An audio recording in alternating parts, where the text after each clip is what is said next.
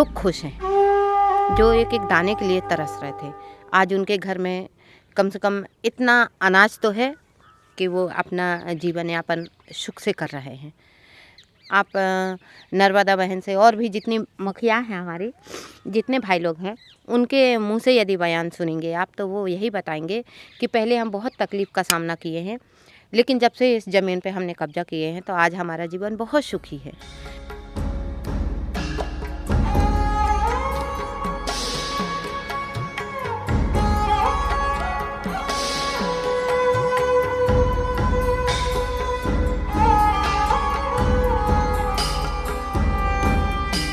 पानी से जीवन है, पानी नहीं है तो क्या जीवन है। बिल्कुल, ये ज़मीन जब साफ करेंगे तो अपने ये पानी भी उपयोग में आ जाएगी। इन्हें साफ कर देंगे, हटा देंगे, ये ज़मीन अपनी उपयोगी हो जाएगी और उपयोगी होए के बाद में इनमें अपन पेड़ पौधे भी लगा सकते हैं।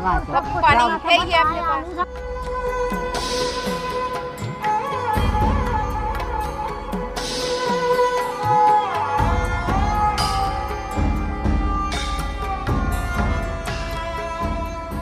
यहाँ जो आदिवासी लोग हैं, जो यहाँ का चासी लोग हैं, यहाँ का दलित लोग हैं, उनका ज़मीन, उनका जंगल, सारे चीज़ को ले जा रहे हैं। 2004 से खेती किसानी की ज़मीन और गोचर की ज़मीन एक्वायर की गई और लिग्नाइट माइनिंग चल रहा है, क्योंकि यहाँ की ज़मीन में लिग्नाइट पाया गया।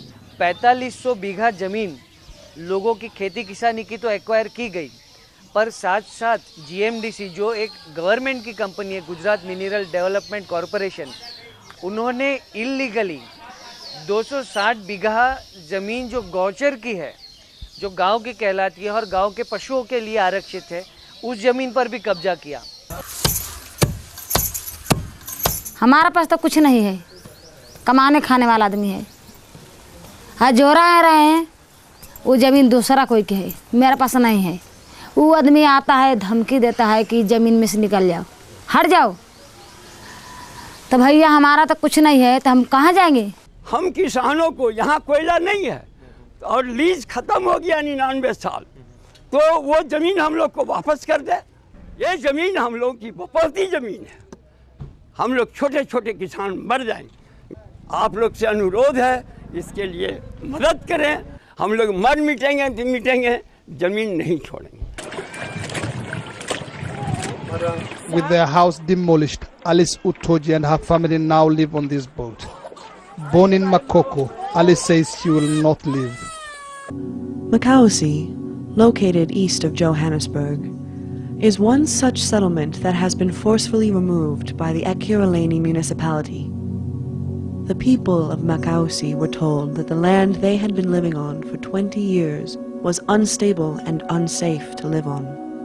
Makausi is nearly 20 years old. It's nearly 20 years old, but their livelihood were destroyed in 10 days with a verbal notice, of which where we are strongly believe that we have to take this matter to court because the Ekurhuleni Metro Council have broken the law.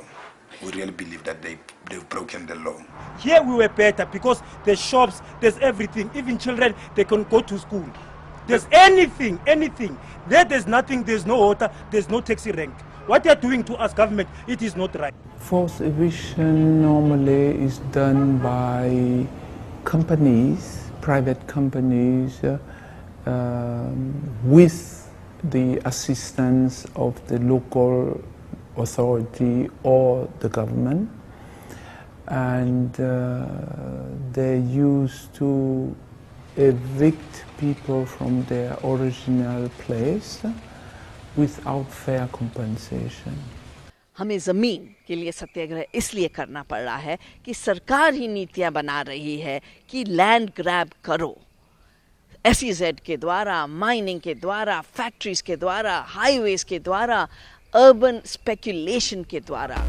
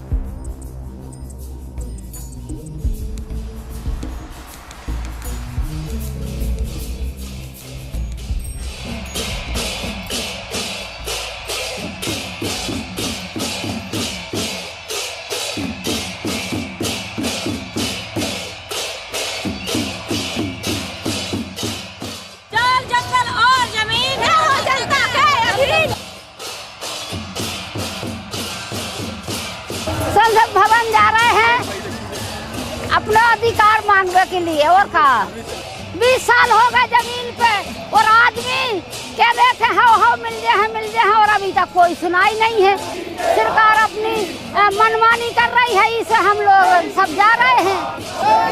जब तक हक नहीं मिलेगा, जब तक मानेंगे नहीं, हम सब संग में जीतेंगे। 2012 में ये निर्णायक लड़ाई इसलिए है कि बहुत सारे देशों में जल जंगल ज़मीन के ऊपर बहुत तेज़ी से पूंजी और मार्केट का दबाव बन रहा है और पूंजी और मार्केट मिलके पूरे जीवन जीने का संसाधन पर कब्जा कर रहे हैं। हम उस प्रक्रिया को रोकना चाहते हैं। भारत में उसका मुख्य भाग होगा जब 1 लाख लोग चल पड़ेंगे, लेकिन विश्वव्यापी आंदोलन में 60 देशों में लोग जल जंगल ज़मीन के मुद्दे उठाएंगे। तो जीवन जीने के लिए संसाधनों पर कब्जा होना भी, संसाधनों पर कंट्रोल होना भी जरूरी है। तो इसलिए 2012 की पूरी लड़ाई जो है मानव जीवन के एक निर्णायक लड़ाई मानता हूँ मैं। भूखी जनता अब ना सहेगी, धरती बैठ के रहेगी।